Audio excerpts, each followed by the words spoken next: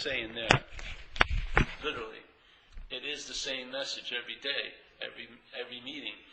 So, if I had to put a new title on each talk, it would be the same thing. Self as seen on 110.09. Self as seen on 112.09. It would be the same thing. Because one of the main programs or modus operandi of self-centeredness is the feeling that you're the one who's doing and having. Yeah? So, without that being addressed, every step that you proceed in trying to do and have something, you're encased in that self-centeredness, seemingly. Yeah? What's the point of explaining anything down the road? There's no point to it. The point of coupling isn't in the doing and having. It's in who believes it's the doer and haver. That happens prior to doing and having. If that's not addressed, all the doing and having is still going to be used as a way of being bonded to this idea of being a self. There's no escape from it. You're not going to escape from selfing by doing and having. It's impossible. It's not going to happen. It's because for doing and having to occur, to you, there's a sense of being the doer. That's the selfing. That selfing, no matter what it is you're doing, and no matter what it is you're having, that same lock is being applied. You believe you're the doer and haver. Just like if you think you did and had bad things, maybe there was a lot of byproduct of that, which is guilt and shame. Yeah? If you think that you've been really doing good things and having good things, there's a byproduct called pride. Let's say spiritual pride. One is like an iron-linked chain, the other's a gold-linked chain, but they still bond you. What I found in my own experience, that's why I harp on it all the time, is because when I was out there seeking, practicing spirituality, meditating and all this stuff, which I have no opinion about meditating. I have a big opinion about who thinks it's the meditator. That's where the opinion I have is. And I noticed after all the years of practicing, sometimes very diligently, the only modality I knew, which was doing and having, to get something for me to become better, I found it failed miserably. Now maybe it doesn't fail miserably for other people, but for me, it failed me miserably. Because no radical shift occurred. It was just, I was garnering more experiences. Now I could call these spiritual experiences instead of crazy, out-of-control experiences I had when I was a drug addict. But there's still experiences. Because there was something that was in place that wasn't being noticed. There was an identification as what I'm not. And that identification as what I'm not, its main movement is to keep that identification in place. One of its main movements is claiming everything. Yeah? Just like hearing is being claimed by your feeling that I'm the one who's hearing something. Yeah? That's not the event. The event is hearing. Yeah? The mental contribution to that, the conditional interpretation that is, I'm hearing that sound. Seeing, I'm seeing that. Yeah? Feeling, I'm feeling that. Smelling, I'm smelling that. Touching, I'm touching that. So there's all these different forms of conscious contact, and the head's claiming each one of them. And of course, it would be totally exhausted all day if he kept saying the same thing, like, I'm seeing that. There's a belief, yeah, that's in place, and it's the feeling that I, as this, am seeing that. Yeah? It's a feeling that you travel with. You feel like I'm seeing that. All day my perceptions are telling me I'm here. There's this thing called space, and then there's things that I'm in relationship with there. Yeah? It's a feeling. The head would be totally exhaustive. It had to, every time there was conscious contact, it had to claim it. Like, it'd be going, I'm seeing, I'm feeling, and sometimes you're having a lot of contact, 5 different doors, it'd be jumping like crazy trying to claim them all. So what it does is just has a certain belief there, that there's the me that's having all of these experiences of being consciously in contact. Yeah? But in fact, it's only conscious contact that's being demonstrated. That's an interpretation that you are having the contact. So, without that being addressed, and you leave and you start doing something to make yourself better in spirituality, let's say, I would say in most cases, the coupling that you want to get uncoupled from is in place all the time you're trying to uncouple it. It's actually recoupling it even more. Yeah? You may be trading your iron chains, but you're getting gold chains. They do the same job. Bondage. To what? Self. Yeah? How are you bonded to self? You believe that you are one. Yeah? What continues to keep that belief in place is your daily narrative based on seeing life from self-centeredness and interpreting everything, all the contact that you're conscious of from that point of view, of being the one who's in contact. What that caused in me was I was truly unconscious to the one point and one fact that would have been really helpful to be conscious of, that I am conscious contact, that I'm not in conscious contact, I am that conscious contact. The idea of being in it and out of it is a story based on me being something that I'm not. If that bottom line had been addressed and would have been rested in, all the other shenanigans wouldn't have had such a hold on you. So why go anywhere else until this one is entertained? Because if you don't get, in a sense, if you leave this, oh, I've heard this message before, and then you go out and leave, it's like a perfect example. I remember this teacher had this beautiful, it was a transcription, they put out books, but they're just transcribing, shares, talks. So he had this 4-page take on non-doership, not being the personal doer. It was beautiful. And then this lady, after hearing it, I guess must have gone on for 15, 20 minutes, it was 4 pages full, she raises her hand, I guess, in the audience and says, "Hey, I understand exactly what you're saying. Now what do I do?" Exactly.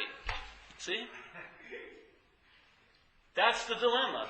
That's a dilemma I hope, humbly, we're addressing every night, 3 nights a week, doing this, in a sense, is to see that point right there. When you hear all about non-doership, and the first thing you do is try to do something to get it. Yeah. Or you hear about non-selfing, and now you try as a self to practice non-selfing. Give me a break. There's no need to practice non-selfing. There's a recognition there is no self. That's non-selfing. Yeah? But once the self hears it, now, all right, I'm going to be a non-doer now. I was doing a lot in my life. It didn't get me anywhere. Now I'm not doing anything. So now you're in a relationship and your girlfriend says, "Hey, did you fucking leave that stove on?" "Hey, I didn't. I'm not the doer. No. You burnt my whole fucking house out." "I didn't. There's no Paul to burn in your house." So the head and selfing tries to use it as an advantage, the idea of non-selfing. That's what's happening. So we're just trying to let's go back to first things first, like we say in recovery. First things first. What's the first thing that's first? Conscious contact. There's nothing prior to that you would be aware of. Conscious contact is first things first. That's what we say in recovery. First things first, all right? First things first. They're seeing, hearing, feeling, tasting, touching, and actually seeing thoughts too. There's 6 sense doors. So that's conscious contact, yes? Consciousness, not as this, because this isn't conscious. The eye is not seeing. The eye is not seeing. You could take this eye out if I was dead, hopefully after I'm dead. Yeah, not now. It'd be painful at the moment. But if I was dead, if you went and took my eye out and put it in a live body, it would see. But in my body, it wouldn't see. It has nothing to do with the eye's ability to see, because it doesn't see. It's the lens for seeing to happen here, yes? So, with consciousness, directed through this eye, it can see things, yes? It can't see no thing, because this is its defined, camera ability, which is to see things, yes? But what's seeing the things is not the eye. The eye is not seeing the things. Consciousness is seeing things, yes? And in one sense, consciousness is also the things it's seeing. All there is consciousness. Consciousness seeing the appearances of consciousness as other than consciousness, as things. That's what's happening in a sense here. Hearing. Are you hearing? If my ears face this way and there's a giant explosion, I'm going to hear it. Now, where is my whole idea of having choice at that point? I choose not to hear that. But you heard it. Your idea of choosing not to hear it is after the fact that you heard it. First you have to hear it to even have an idea that, hey, I'm choosing not to hear that now. There's hearing, yes? Hearing. Hearing is not based on you hearing. Hearing happens, consciousness through the ear, the drum, and sound waves hit it, and then there's recognition of an awareness of hearing, yes? So it really is this, the eardrum sound, and that's the whole experience called hearing. But what we do is we live in the interpretation of that, which is I'm hearing that sound. And then, as soon as that's in place, that has been claimed, the hearing, then your head thinks it has the right to have tons of opinions about it. And it starts thinking, hey, I don't want to hear that. I want to hear something better than that. I deserve to hear something better than that. And it just starts selfing like crazy. Yeah? But it wouldn't self like crazy if it hadn't claimed the conscious contact. And that's the point of immunity to it. If you can just recognize hearing, seeing, feeling, tasting, touching, you will also start recognizing your head's assumption that it's a you that's seeing, hearing, feeling, tasting, touching. And by seeing that, you have an immunity to the rest of the story. Because you snip it at the bud, yes? So your attention, here's the attention, conscious contact. Seeing, feeling, hearing, tasting, touching, seeing thoughts. That's where my attention lies. Then the mind's reaction to that is an interpretation. I am seeing that. My attention gets hijacked and now goes up the road of selfing. And it leaves the awareness of the conscious contact. So in a sense, you forget you're consciously in contact when you think you are in conscious contact. When you think you are what's in conscious contact, you're actually literally forgetting conscious contact.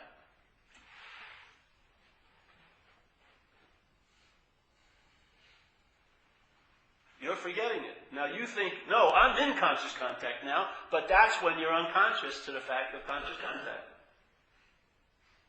You assume conscious contact is about you, and then you assume that you are in conscious contact, and then you can entertain being unconscious. But in fact, you're truly unconscious of the one thing that merits conscious, which is contact. You're basically unaware of it. Why go anywhere else down the line of all the shenanigans if that's the dilemma? It's right where it all seemed to begin. Why do you want to get therapy for the problem in knot number 5 when knot number 1 is really the cause of all the other knots being tied up? Literally. We're spending a lot of time trying to untie knots, and they seem to work sometimes, and they have a tendency to tie again, don't they? They just knot up again when you least expect it. Knotting up. But if you go to the first knot, and that knot gets loosened. First of all, it's not a knot, it's just a story picture. That knot gets loosened, then all the other knots get affected by that one knot, because there's a thread through the first knot that goes through all the other knots. That's why we're attempting just to stay here, because here is which gives all meaning to all the there. All the there is given meaning to here, from here. If here is not noticed or conscious of, then there's going to be a whole lot of meaning to all the there's that happen. But this is the immunity to all the meaning your head wants to give to all the there's by recognizing you're here. This is the point of immunity. All this is therapy and help and bogus solutions that are always defined by expiration dates and conditions and circumstances. Always conditional peace. If I go on that retreat and no one makes a noise and I have incredible gourmet buffet vegetarian food and all this, then I really felt peaceful there. How much did it cost you? $1,200? All right, $1,200. That's not bad for 2 days of peace. Yeah? I did a retreat once. It was hilarious. There's a place called Spirit Rock. and hopefully no one there, they won't listen to this anyway. Spirit Rock. They practice Buddhist stuff, insight meditation. I used to call it the upper middle way, because the room I stayed in was better than the house I lived in. They had like eagle claw bathtubs. It was fucking unbelievable. So I did this retreat there, and so they had gourmet food, big time. And so every day everyone was, foraging around, doing meditation, doing whatever. And then they'd be dinner, and at 6. First you have these other meals. 6 o'clock. And so after 10 days, I was there for about 3 weeks or so. After 10 days, the 11th, I got there, I was getting there near the first, and I was in there, and the 11th day, what they did was, and this made the whole retreat worth it. This was better than all the days of sitting. They put ice cream out. Yeah? And I watched every person walk in there. They had their whole little peaceful been meditating 14 hours. As soon as they saw the ice cream, the wheels started turning. Should I forego the food and get the ice cream first because it may not be enough after I eat? And it was just, you could see all the 12 days of peace gone. And they were getting a couple of bowls, putting aside, then getting the food, everything, just the whole head. That was the whole retreat. The 3 weeks was just preliminaries. That was the event. You could see something just kicked in. The 2 weeks were a race like that. You could sit 12 hours, it wouldn't matter. 15 hours. You see ice cream and you go flip out. Yeah? There's not enough scarcity. Lack, get it.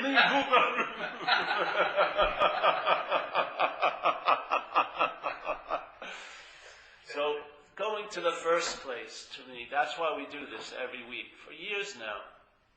Yeah? Because in the fact, after that starts whacking you, this is fun as hell just to stay at that first point, to talk about it. To me, this is satsang. This is association with the truth. This is a blast. I have not missed one meeting in 18 years. I've been at every meeting I supposedly give. Every one of them. And I listen enthusiastically every night. I am so psyched up in a sense, of course not me, but there's a great enthusiasm for this because there's nowhere else to go. It's the last answer, in a sense. There's nothing else to do or have or to practice. And you may do and have and practice. There's no opinion about that. This is just setting things in the right direction. I don't know what direction your action figure is going to take, but this sets your attention at least in the right direction.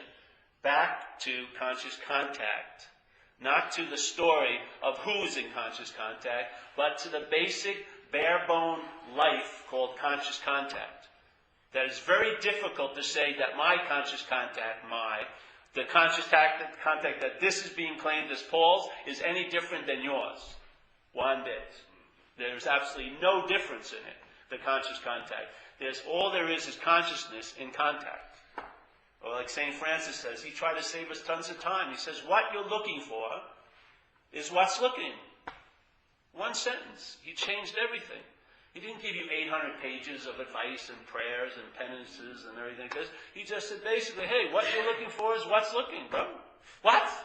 Where? What's looking? Exactly. The misidentification blinds you to the simple solution. It is truly an open secret.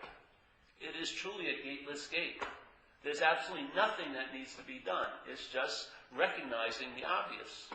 Not as a Paul, because Paul cannot recognize the obvious. Paul sees the obvious as a speed bump down his highway of story. He just runs over the obvious all freaking day. He uses the most obvious of the obvious, which is the conscious contact, to be totally obsessed with past and future. Imaginary contacts and a hopeful future contacts. But why do you wish for a special contact or reminisce about an old contact when the conscious contact is always available at all times? There's not going to be any difference. Consciousness is going to, if you have any sense, when you were a kid, you go back to any day in your life, your seeming life, and you look back at it, there was one common denominator called, there was consciousness, or you wouldn't have a day to go back to. Yes? There was consciousness. And in a sense, on that level, nothing feels any different. Any moment of any day. Because the same is always in place. Conscious contact. You know, people want something to rely on. That's the most reliable thing you're going to find here, is that no thingness of conscious contact. It's the whole basis of your life. And yet it's being underappreciated and undernoticed all day because we just go on the linear story of being Paul. The whole story of Paul is based on conscious contact, but the conscious contact isn't given any bit of attention. It's just used by selfing to sort of spotlight the obsessiveness of your mind around this idea of being a self. It's actually the conscious contact that's driving you crazy at night when you try to go to sleep. Yeah? Because it's been trained and habitually directed to all the thoughts about you that when you want it to stop, it can't stop. It just keeps illuminating the same thoughts about you, and all your attention is in that little porno theater of Paul, and you wish this fucking movie would end, so you get some sleep so you can get back into it tomorrow as Paul, you know. And it's relentless because you're awake. You're seeing every freaking thought. And yet you have this whole idea that you're the chooser and the doer, then why not stop that? If you're the thinker, why are you thinking quote-unquote bad thoughts? This is all a freaking assumption. Things are happening involuntarily, and the head in self claims it as the one who's doing it. And that's your dilemma. If you don't see that and address that, everything else will fail you, because it's not meant to free you from that. Because there's no need to be free from that. Because you are already so. Yeah? All these practices are about freeing you up from an imaginary problem, in my view. If you see it as an imaginary problem, that's the being freed up. And it's very quick. It whacks you. You know, we call it a pause, you know, when you have that P-A-U-S-E. But a pause is really a bit of eternity in this linear time frame, isn't it? You ever have a moment, you know, like during your day? It has a different feeling than a pause. When you're in a pause, it's like a different atmosphere. It's like the self-centered roof is lifted, and there's tons of possibilities in that pause. And you'll see yourself doesn't really want to stay there. It wants to move to the next moment and start thinking about how it can get whatever it's looking for. Because that pause is a total free sample of your your salvation that doesn't need to be saved. Yeah? That moment, that pause. And it's not of time. We bookend it with time, but it's not of time. It's timeless. And therefore that pause it does stretch underneath all the moments we've partitioned and called time. That pause. We drop in that manhole every once in a while, without looking for it. Something just happens. But once you drop in, any time you've ever dropped in, it's always been there to drop into. So I would imagine that it's always so. It's always so. So while the moments are being partitioned in time and your head is selfing and bounding from each moment to the next and each thought to the next, that pause is the freedom always available at all times. Why go anywhere else? Paul, I'm getting bored with your talks. All you do is talk about the same thing. Exactly. When are we going to do something? Well, no. When am I going to get something? Nothing. Well, what's doing and having about getting something? Yeah?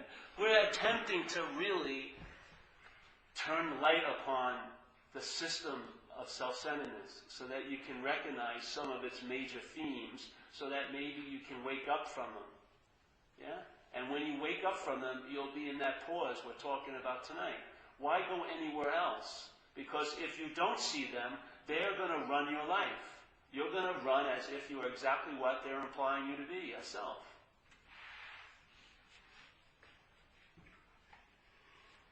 And I don't think all the practices in the world will change that fact. This thing absorbs practices like that. That's its whole modality, its whole program is whatever it comes in contact with, it takes advantage of. So if it comes in contact with a spiritual practice, it will take advantage of it just as it took advantage of your slight fear of not being loved. Look at what it's done with that. Yeah? Or like that lady in New Jersey had this grief of her daughter dying, which is very valid, but she said she's been in constant grief for 10 years. And I said, I just humbly are going to submit a possibility. I think the that act of selfing is taking advantage of this death of your daughter and it's milking it like a dead cow. Yeah? 10 years is enough, isn't it? To feel constantly held in hostage to a grief that has already been done. You've gone over and over and over already. Your daughter and you are both free of it. Why keep rechaining yourself? Because she's not doing it. Selfing's doing it.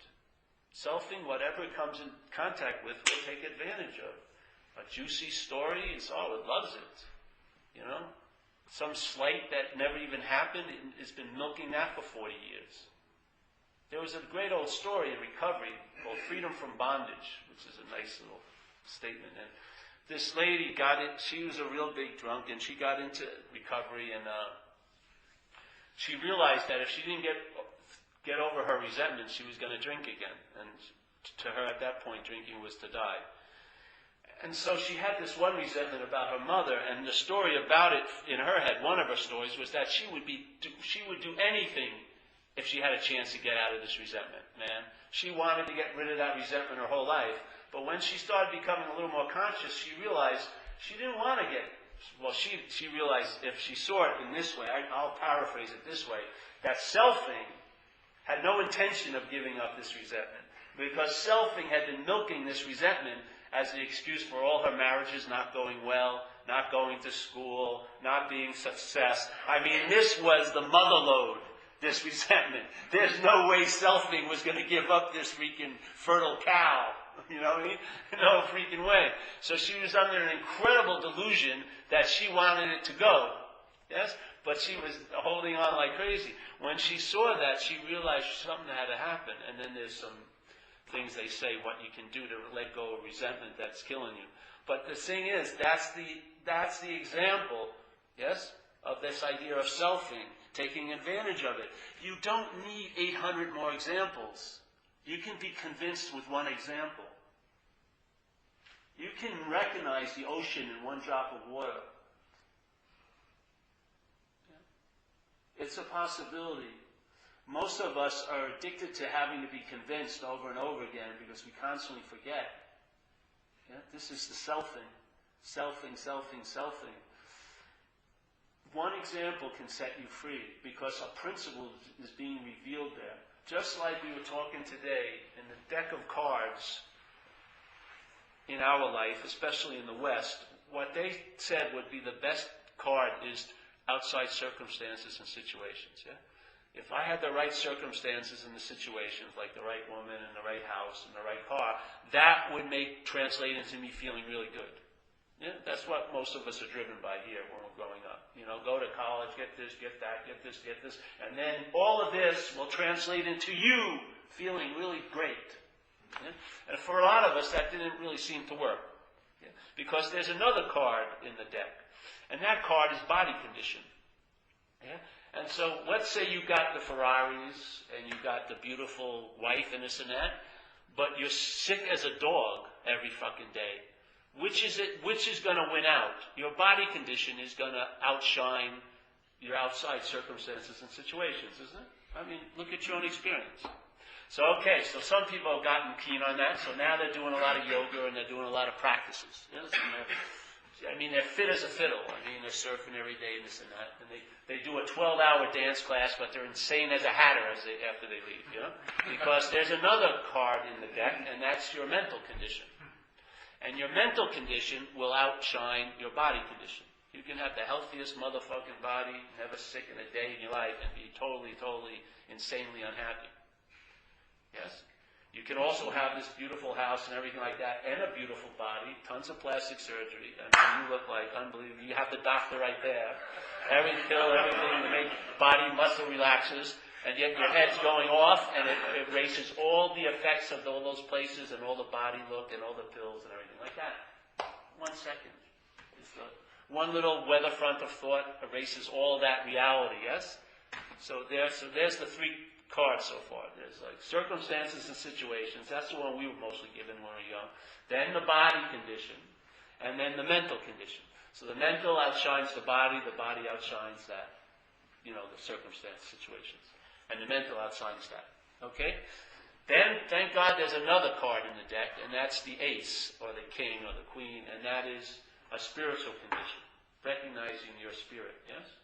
Because I've seen someone with bone cancer in Australia, this woman. She had entertained her nature as consciousness, and she was outshining a very painful form of cancer. It's supposed to be the worst form of cancer, bone cancer. I used to visit her, and on the west coast of Australia, she was the person I'd rather see the most.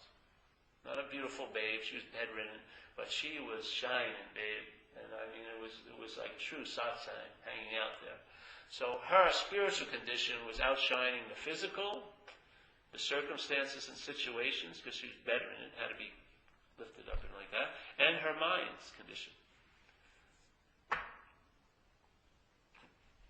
What card would you rather play after that's been revealed to you? Why would you want to keep going back to outside circumstances and situations, to putting all your eggs in that basket, or your body shape, or your mind shape, when you realize what outshines them all is the spiritual condition? And you are a spiritual condition. Get that straight right off the bat. Then if you want to improve it or open up or allow all your old ideas to be a little bit weakened so that more and more can be entertained, far out. But why would you want to go into a practice when the doing and having program is going to override anything you do and have? And why would I want to work tons of hours on my body when my mind can just change that condition like that? Then I'll have to go for another plastic surgery thing or something, or take 8 more hours of yoga or whatever. Constantly, you never entertain anything new. You just think more will work, more surgery, more of this, more of that. Or the mind, affirming, law of attraction, affirmations. It's not holding water. The whole solution is the spiritual one, and it's the most stock card in the whole deck. There's nothing needed to be done or have. You are that. You are consciousness. That is it. It outshines everything else. Yeah.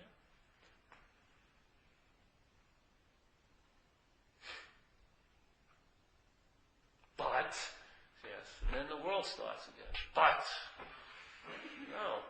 Consciousness. Well, what do I have to do? Well, if you want to call it doing, it's already being done. You're in conscious contact. Consciousness is doing all the doing you need to do for you.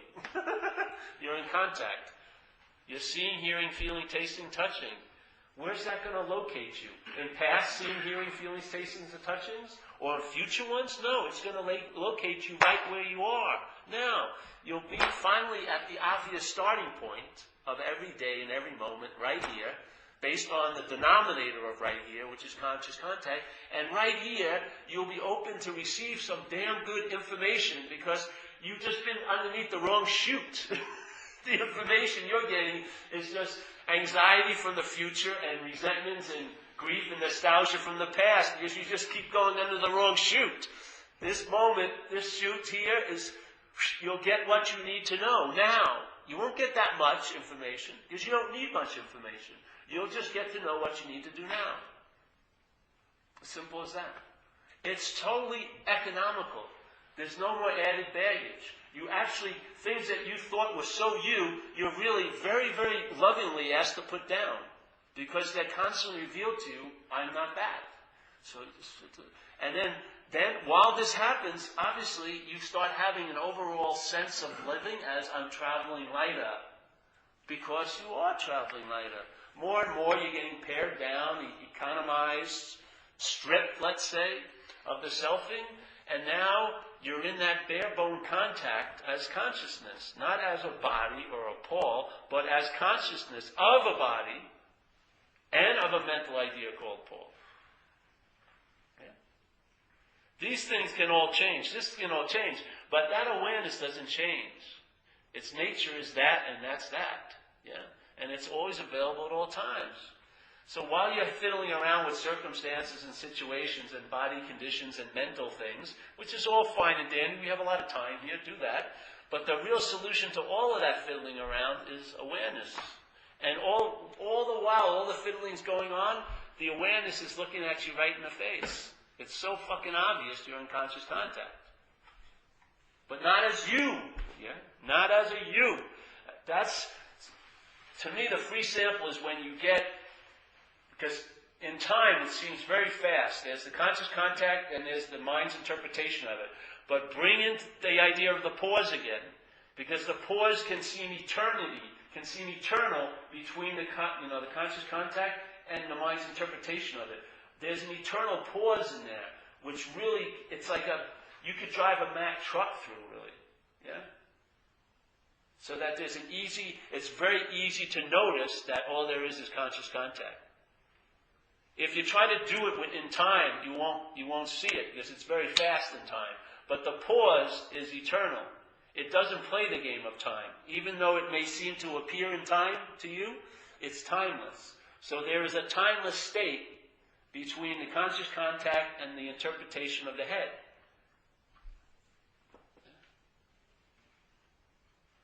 You can live, it's very easy to live there, because that's actually where living's happening, is there.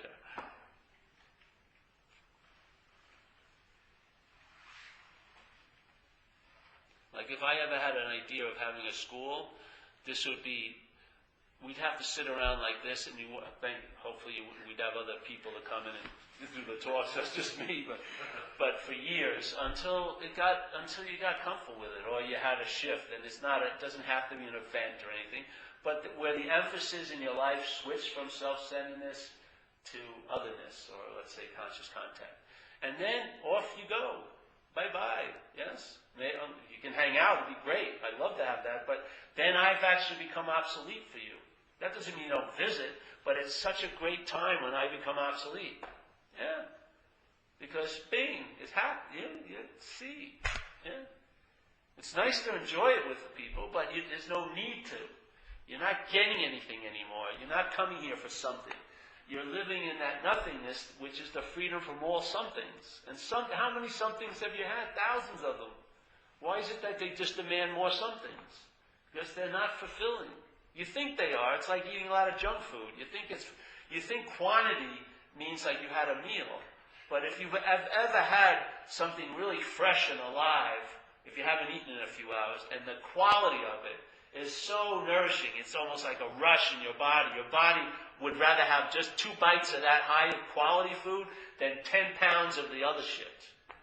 You get it. It tells you. Your taste is like, whoa. And your energy, your oxygen opens up, and your blood has a body.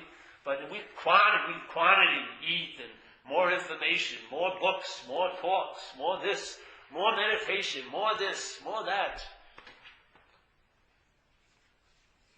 It's part and parcel of a disease called self-centeredness. Seeking is one of its main aspects too. Claiming, seeking is huge. And being right is also a nice one. And the sense of knowing. It has a strong sense of knowing. It knows that you're a body, and it causes you to be ignorant of your true nature. And then your whole life is you think you know a lot of shit. And you're always perplexed why things don't work out. I thought I knew better. Well, obviously you didn't. And it's knowing. Knowing is the cause of a lot of unrest. It's the I don't know. Like this lady, I like this Christian woman, Bernadette Roberts. She writes a nice thing of that. It's that I don't know. In the state of I don't know, mind's incapable of creating agitation or restlessness. It's too busy in the I don't know. It's got to be alert. Yeah? There's no boredom in the I don't know. Because there's alertness, there's curiosity, there's openness to it. Your mind is engaged. It's not bored as hell, because I know, just like when I work with people, there's one guy I always say this to, because every time I say something about him, he say, I know. And I go, no, you don't know. So, no, I know. I said, no, you don't know. No, I know, but I said, but it's not translating. It doesn't look like you know. Maybe you should shut up and listen. No, but I know. So that I know is a deterrent from any kind of learning. Yeah? Because you shut down immediately. Now it's about being right. Immediately, as soon as the I know is taken in place, now it's about being right about I know. So if you know that you're a loser, your mind's going to want to be right about that in your life. big time.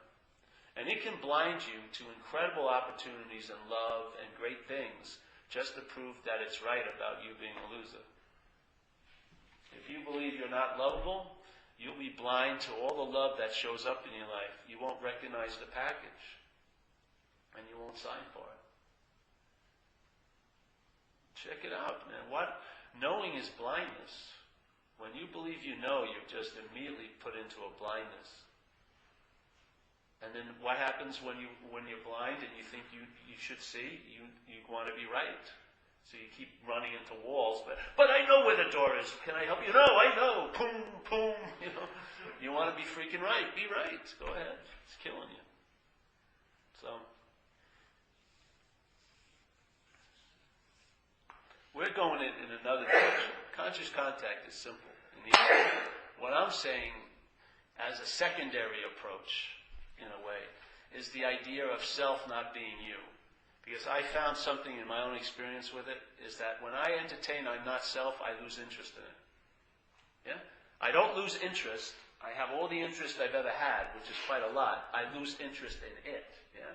So my interest or my attention goes to somewhere else and attends to that, which is my currency of life, in a sense. Yeah? What I attend to becomes important and real.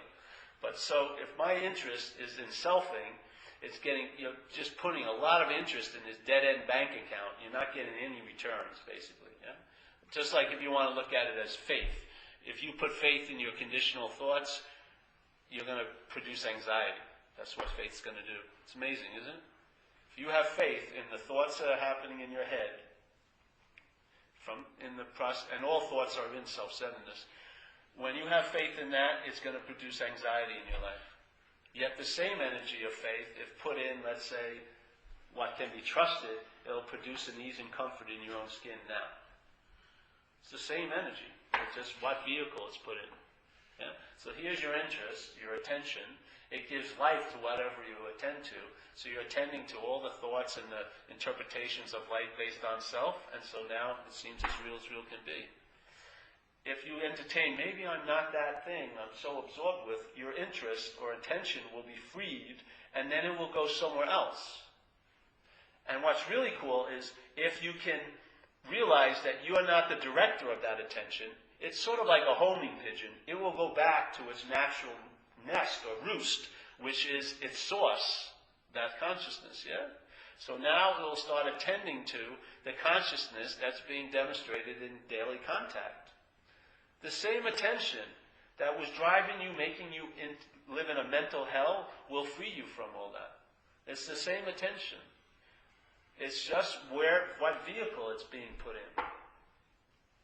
It has a drive to go to wherever you believe you are. And if you believe yourself, your attention's going to go to that. If you realize you're not the self, or just start entertaining it, it'll free that attention, and maybe it'll go to what you really are, which is consciousness. Yes? This attention, going to consciousness, is worth 80,000 scriptures to me. It's so, because you get a conviction in your own gut. Yes, you become your own authority. It's a done deal. It's like, to me, it's the last answer. It's finished. And now let's get on with it. The emphasis is shifted. Your attention isn't constantly going to that black hole of selfing. Your attention is now going out, engaging in life, and yet resting at the same time in its source, instead of this phony source of Paul. So this, attention going to this, is obsession with self. Attention going to consciousness is abidance in the truth. It's the same energy. You know what abidance means? Resting in, or living in.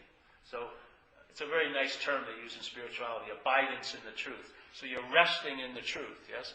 Your attention has been freed from being absorbed into selfing, and now it's resting in the truth, which is that's what it is consciousness, yes?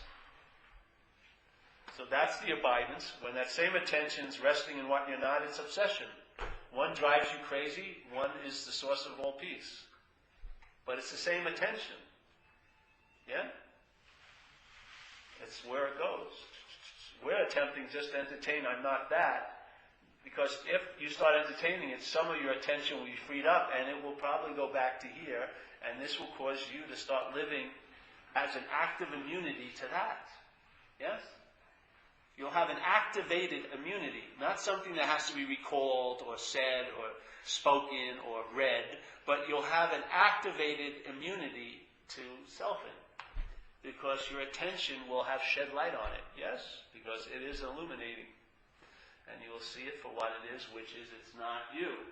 So what we're saying today in recovery is like most people, the way they've lived is disowning things, yes? So in AA we try to own things again. But that to me isn't the last step. So alright, my whole life when I was young, things overwhelmed me. They scared the hell out of me when people died and the feelings I had about the people who died. Like when my grandmother passed away, it shook my world because she was like the goddess of all goddesses when I was 9 years old. And I had no idea of death. And suddenly she was gone. Bye-bye, never to see her again. Flipped me out. My father died 3 months later, the same year. Flipped me out. Yeah? So what I did, I wanted to make all that unreal. So I wanted to make my whole life feelings unreal because they had seemed to be so fucking real to me. They scared the hell out of me. You know, totally uncontrollable, and they overwhelmed me, my little fragile selfing. Yeah? So now my idea was to make everything unreal. Yeah? I did it, so I started reading science fiction and horror, and as soon as I found drugs and alcohol, I did that, and then I got into spirituality, same thing, same intent, don't have any feelings anymore. I'm above that. I'm detached. I like that idea, being above my feelings. But what I realized was, my making things unreal was making them as real can be. By me trying to avoid feelings, they had the most power over me, constantly, by my fear of them. Then I came in AA and I had a revelation. I said, Jesus Christ, I'm going to let everything I've been trying to seem to be unreal, I'm going to let it be as real as it wants to be. And what happened is, it showed me its real nature was it's unreal. I was doing the exact opposite of what would work. So I finally own it, yes? Like you do an inventory or something. You own it. Hey man, you are an asshole, Paul, and whatever. You were a motherfucker. You ripped everyone off. You're this and that. I own it as all as I can be, and then I am not that. But this is a clean disowning. Yes?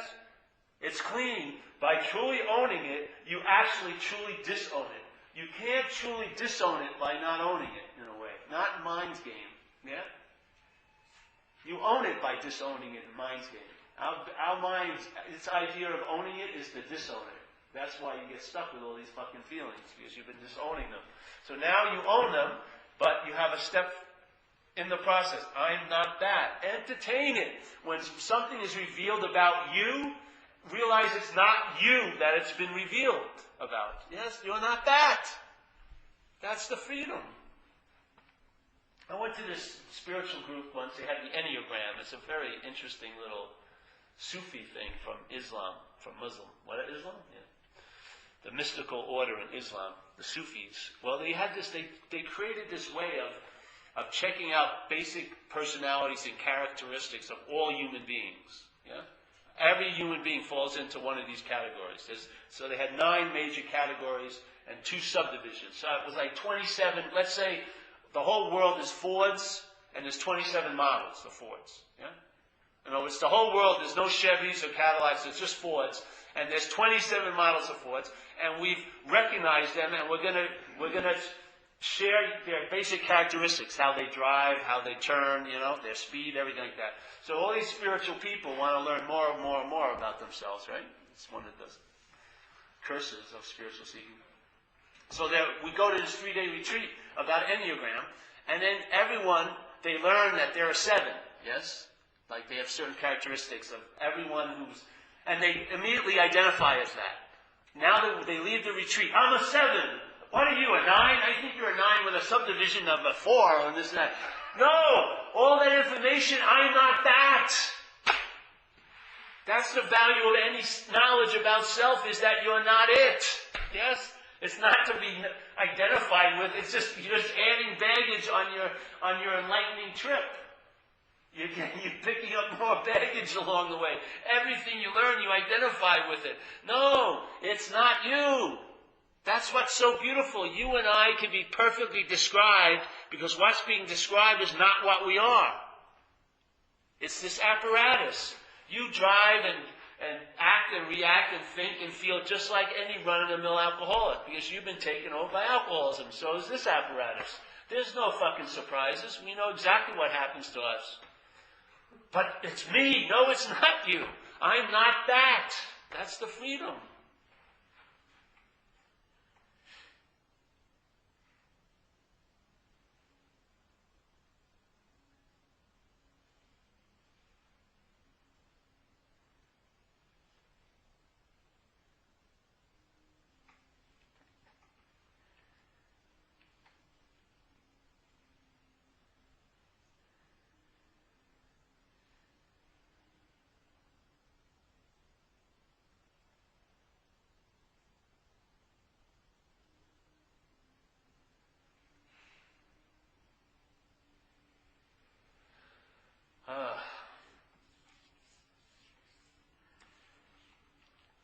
Any questions tonight?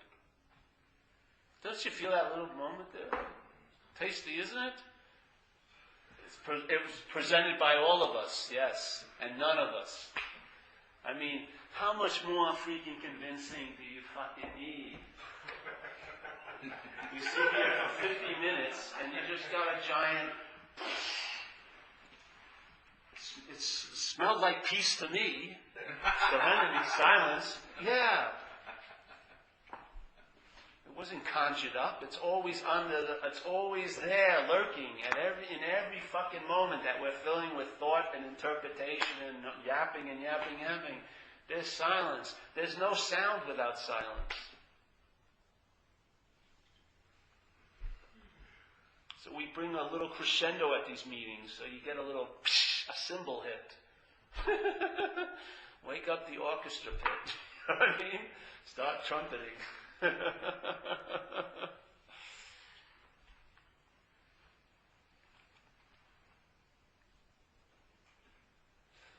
Great, no questions. What's a hat? I need a hat. Oh, here's a hat. Great. Ooh. I don't like Boston, but I'll give it back. Hey,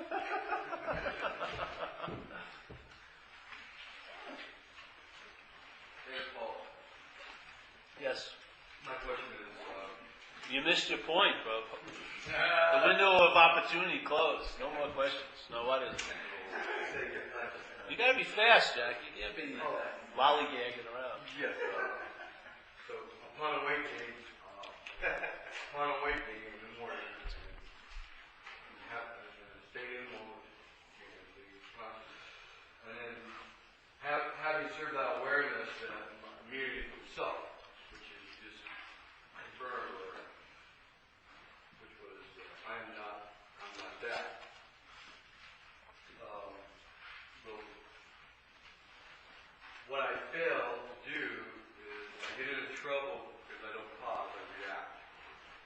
Well, you don't react. Your head reacts through you.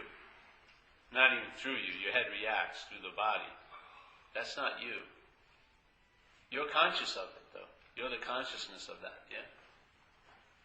Yeah? You're the consciousness of watching the head react through the body at something. Before you can have a thought about it or a feeling about it, consciousness has to be illuminating that event, or you wouldn't note a thought or a feeling.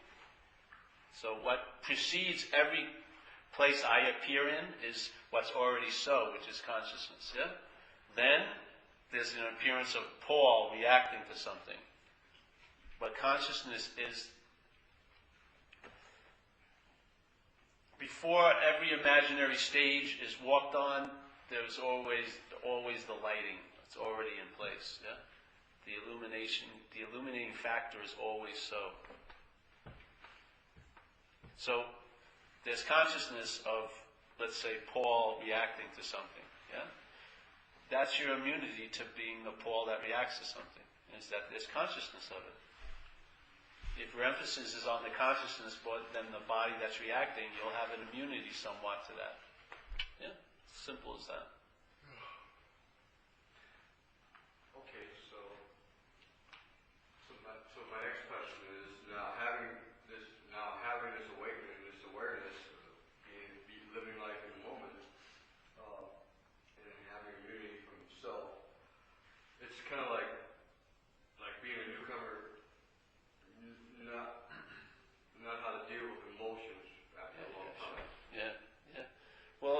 can say with you, Jack, I know you've been coming. Just come, keep coming.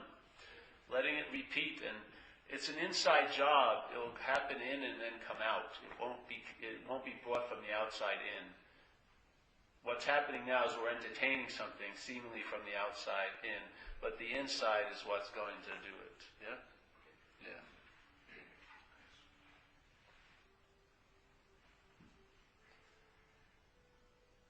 I have total faith in what you are.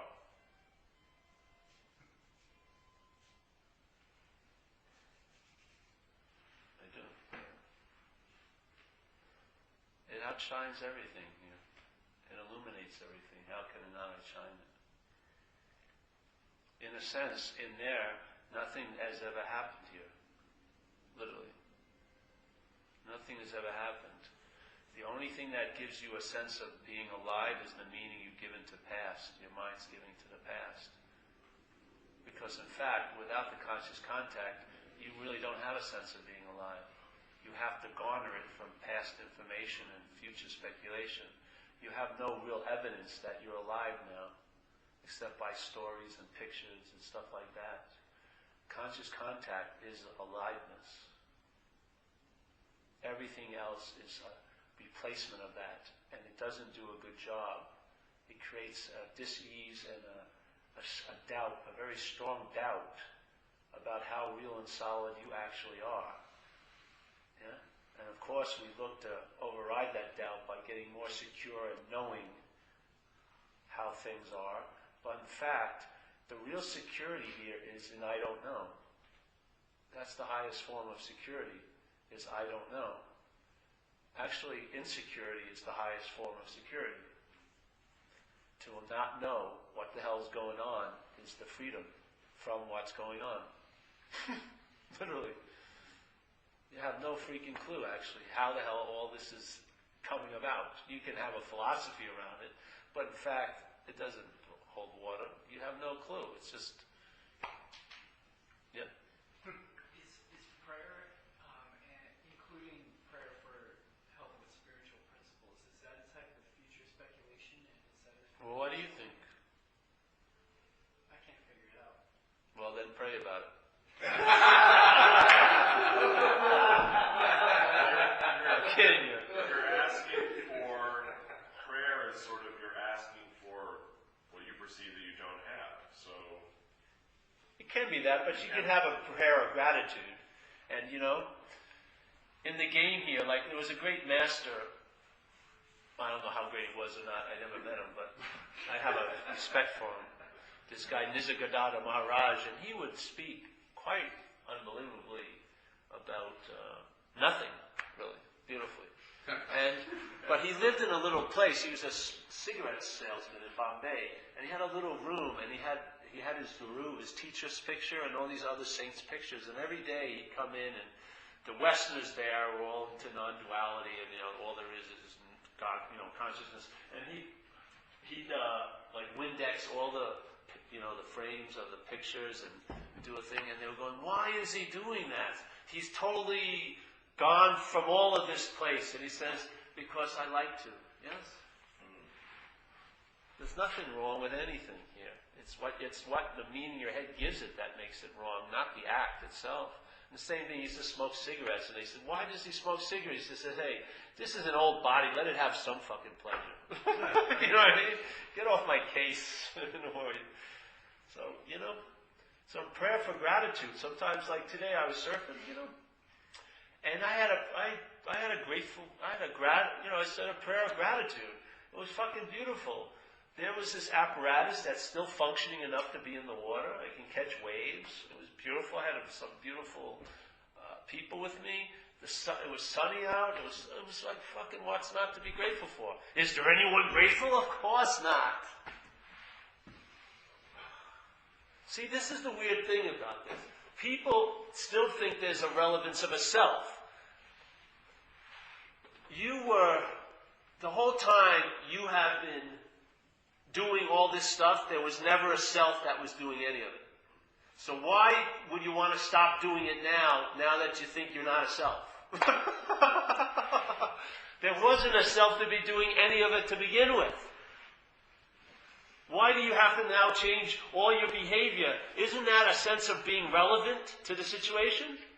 Now all your behavior can change, but why is it in your head you say, oh, now that I'm not a self, I've got to change all the behavior I was doing as a self in the past? No, there wasn't a self. It's not like you were a self and now you're not a self. There is no self. So in a sense, all that has ever been done that you give credit to or blame to as a self is a form of mental relevance to keep the fucking eternal candle of selfing going. Somehow, so now I can't do what I used to do as a self. No, you never did it as a self. See how the mind wants to write its relevance? It wants to find, it's got to have some importance in all this. Either I'm keeping you from it, or I'm the one that's leading you into it. Yeah? You're putting it off in time again. It's not that way. You recognize it. There was never a self, so basically, myself never did fucking anything in my life because there was never a self to do it. So now my non-self is behaving differently?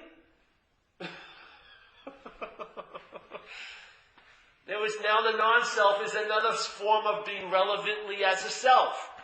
How relevant can a self be that you want to be a non-self? It's trapped in duality. When you're entertaining non-self, your mind's still giving worship and relevance to self. There's neither self or non-self, in fact. There was never a self, so there's no need to have a non-self. They're like phases to the point that there was nothing ever needed to be done, period. What? You have no relevance. What? I don't have one bit of meaning? Nope. Come on. The lens can affect the seeing, can it? I know I did. I was blind for years. Nope. There was no you that was blind. There was just dirt on the lens, so to speak. But I must have had something to do with that dirt. Nope. You had nothing to do with that dirt on the lens. Fuck, where can I get into this story? Exactly. Then it goes to the author page. That's where it usually goes. I had something to do with all this. I'm the author of this. No, it's not. Rip that page out too. Then you get a blank book. And that's I don't know. Then it will be written every day in almost like invisible ink. It'll disappear after the day's gone, and you'll get the sense of true moving called beingness. Yes, it's a verb. You'll be sensing the verb of life instead of trying to be a noun. Trying to stop. A noun knowing a verb is impossible. A noun cannot get what a verb is because it's identified as a noun. By being identified as a noun, one of its main objectives was to forget what it was like to be a verb. So now it wants to know what a verb is, but in a noun program, which kills the essence of the verb. Being, living, conscious contact. It's a happening. Yeah? It's a verb. There's no noun to be found. Nor was there a noun to be found, nor will there be a noun to be found. The noun is the drive for relevance. The verb is just... Yeah. Have you ever seen walking and kicking hit each other? Walking and kicking, no. There's no direction in verbing. It just goes. There's no... For something to be looked at as it's happening to me, I have to take the position of a noun. I have to become a noun for something that's happening to seem to be happening to me. Yeah? I have to become stationary and fixed. I have to be identified as this to tell a story about life from the noun's point of view. You can't see the sense of verbing from a noun's point of view. All you can do is get an invitation to see the irrelevance of a noun's point of view. Hopefully I will start you back into your verbing. Yeah? Because the noun is even a verb. You're verbing, you're selfing. That's what it is. It's a verb. Everything's a verb here. There's no noun. Yes? So, that's that, eh? Yeah. I don't know. Yeah. Go ahead with the serenity prayer.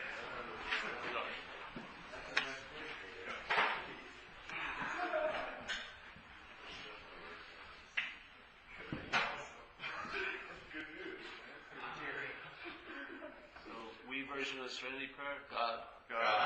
Grant us the serenity to accept the things we cannot change, the courage to change the things we can, and the wisdom to know the difference. Keep coming back, it works. Hey, I think we're going to have a retreat in Costa Rica. Hey, yeah! For the rest of my life? Yeah, could be. Hey, you ever read any theoretical physics? What? You ever read any theoretical? I have. It's like the one that I'll start saying for guys try to prove that we're just a hallucination of like the universe. We're not even human. So it's great stuff.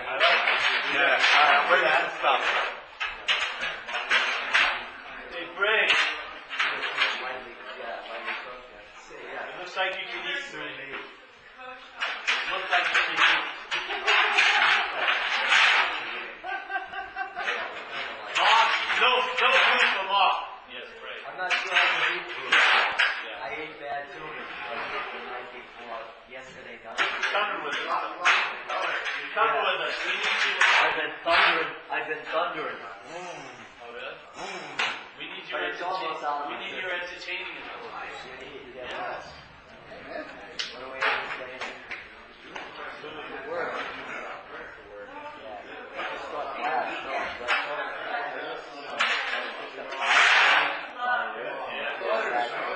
Well, my system, got poison in the feed. My system works. It's flushing. But I'll tell you what, I was doing an estimate on Wednesday, and I went running out there so fast, and I left my pen to go my data or something, I had to go back an hour later. And I was running to the car, and Madonna Speaker said, "We'll take the house next door, thank God." I made it before the book was. The thing shook. I was like, talk about it. There was a moment where there was absolute pure prayer of gratitude.